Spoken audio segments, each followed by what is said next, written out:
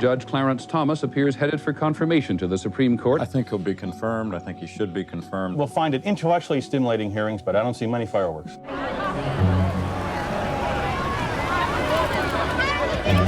Clarence, Jenny, first day of the hearings, how you feeling? Good. Good. Glad to finally be here. Good. Now just remember, some of these Democrats on the committee are going to be a hard sell. Worst case scenario, 7 of them vote against you. That still leaves 7 voting for you. And a tie takes you to the full Senate, where we're in great shape. Even with the Democratic majority. Jenny, we only need 50 votes, and last count we had 60, and with as popular as the president is, number could even go up higher, so don't worry if you catch a little heat in these hearings. Yeah, good to know that. Thank you. Let's get in there. Judge. Senator. Mrs. Thomas. Senator. In a clearly symbolic gesture, Strom Thurmond, ranking Republican on the Judiciary Committee and former segregationist, is escorting Judge Thomas into the chamber. Thank you, Mr. Chairman. I would like to first introduce you to my wife, Virginia. Welcome, Mrs. Thomas. It's a pleasure to have you here. And my son, Jamal. Welcome, Jamal. There are not enough words to express my deep gratitude and appreciation to Senator Danforth. Hello. May I speak with Anita Hill? This is Anita. This is Ricky Seidman. I'm an investigator in Senator Kennedy's office. I'm doing background checks on Clarence Thomas in reference to his nomination to the Supreme Court. I know you worked for Judge Thomas. Can I ask some questions about him? Miss Seidman, the hearings are starting. Isn't it late to be doing background checks? You worked for him twice, right? At Education and EEOC? That's right. Good experiences? I was proud of things we accomplished at both offices. Professor, we've heard that Judge Thomas mistreated young women who worked for him at the EEOC.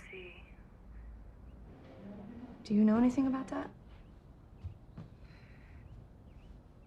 That's not something I can talk about. Why not?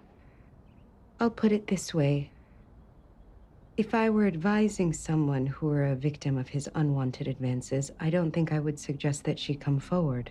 In my experience, in a case like this, when someone comes forward, the victim tends to become the villain.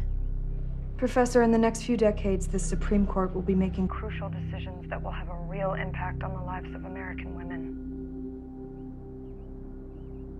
If there were less at stake, I wouldn't ask.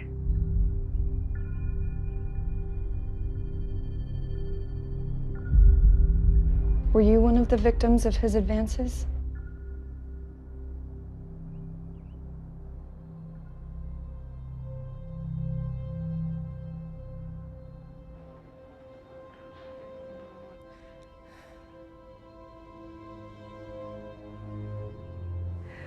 What I say is to the Senate Judiciary Committee only, not for public consumption. Agreed.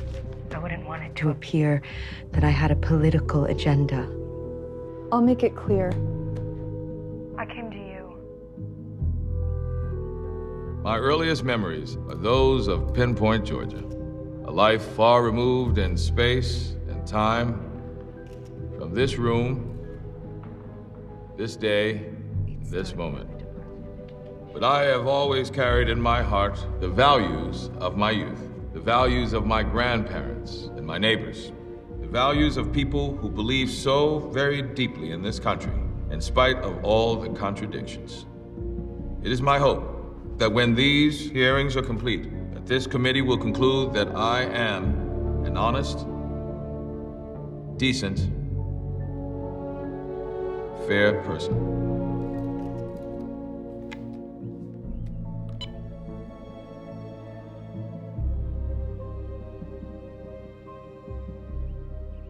We begin tonight's coverage with NBC's Andrea Mitchell on Capitol Hill. Clarence Thomas held the Judiciary Committee spellbound today as he talked about growing up in poverty and racism.